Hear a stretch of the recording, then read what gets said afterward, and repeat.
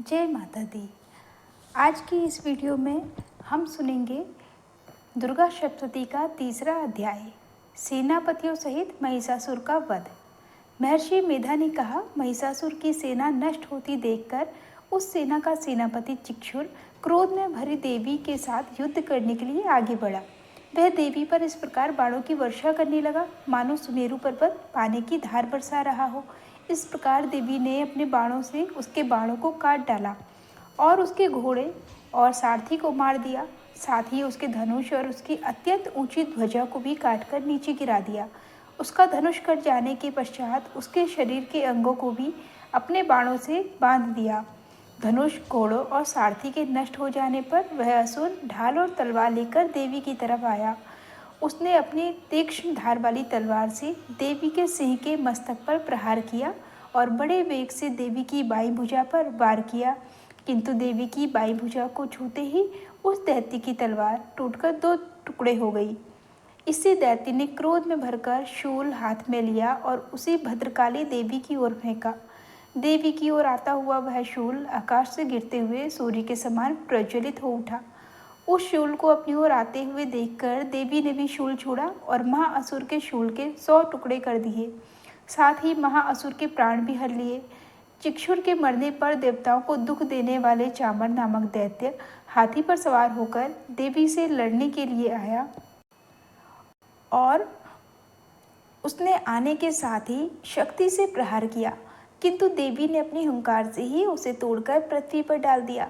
शक्ति को टूटा हुआ देखकर दैत्य ने क्रोध से लाल होकर शूल को चलाया, किंतु देवी ने उसको भी काट दिया। इतने में देवी का सिंह उछलकर हाथी के मस्तक पर सवार हो गया और दैत्य के साथ बहुत ही तीक्ष्ण युद्ध करने लगा। फिर वह दोनों लड़ते हुए हाथी पर से पृथ्वी पर आ गिरे। दोनों बड़े क्रोध से लड़ने लगे।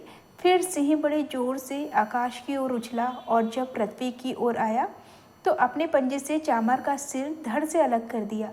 क्रोध से भरी हुई देवी ने शिला और वृक्ष आदि की चोटों से उदग्र को भी मार दिया।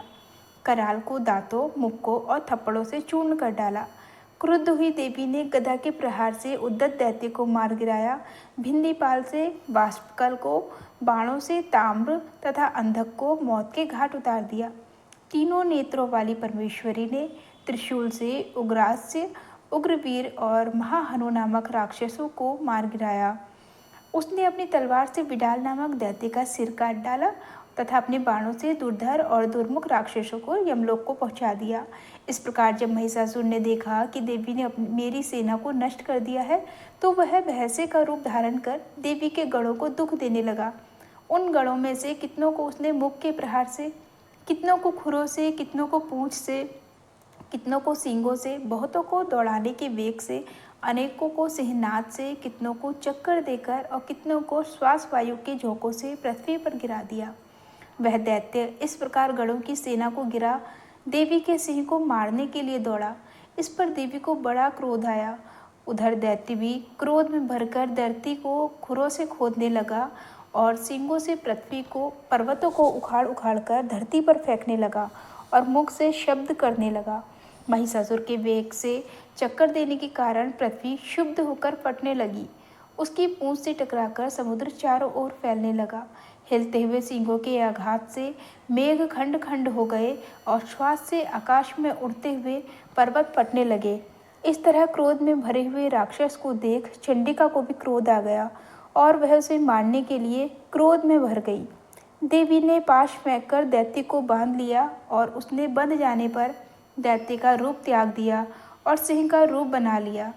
और ज्यों ही देवी उसका सिर काटने के लिए तैयार हुई कि उसने पुरुष का रूप बना लिया, जो कि हाथ में तलवार लिए हुए था। देवी ने तुरंत ही अपने बाणों के साथ उस पुरुष को उसकी तलवार ढाल सहित बींध डाला। इसके पश्चात वह हाथी के रूप में दिखाई देने लगा और अपनी लंबी सूंड से देवी के सिंह को खींचने लगा और गरजने लगा। देवी ने अपनी तलवार से उसकी सूंड काट डाली। तब राक्षस ने एक बार फिर भैंसे का रूप धारण कर लिया और पहले की तरह चर अचर जीवों को, समस्त त्रिलोकी को व्याकुल करने लगा। इसके पश्चात क्रोध में भरी हुई देवी बारंबार उत्तम मधु का पान करने लगी और लाल लाल नेत्र करके हंसने लगी। उधर बलवीर तथा मद से क्रुद्ध हुआ दैत्य भी गरजने लगा। अपने सींगों से देवी पर पर्वतों को फेंकने लगा। देवी अपने बाणों से उसके फेंके हुए पर्वतों को चूर्ण करती हुई बोली, ओ मूढ़, जब तक मैं मधुपान कर रही हूँ तब तक तू गरज ले, और इसके पश्चात मेरे हाथों तेरी मृत्यु हो जाने पर देवता गरजेंगे। महर्षि मेधा ने कहा। ऐसा कहकर देवी उछलकर उस दैत्य पर जा चढ़ी और उसको अपने पैर से दबाकर शूल से उसके गले पर आघात किया। देवी के पैर से दबने पर भी दैत्य अपने दूसरे रूप से अपने मुख से बाहर होने लगा। अभी वह आधा ही बाहर निकला था कि देवी ने अपने प्रभाव से उसे रोक दिया। जब वह आधा निकला हुआ ही दैत्य युद्ध करने लगा तो देवी ने अपनी तलवार से उसका सिर काट दिया। इसके पश्चात सारी राक्षस सेना हाहाकार करती हुई वहां से भाग खड़ी हुई और यह सब देवता अत्यंत प्रसन्न हुए तथा ऋषियों महर्षियों सहित देवी की स्तुति करने लगे। गंधर्वराज गान करने लगे और अप्सराएं नृत्य करने लगी।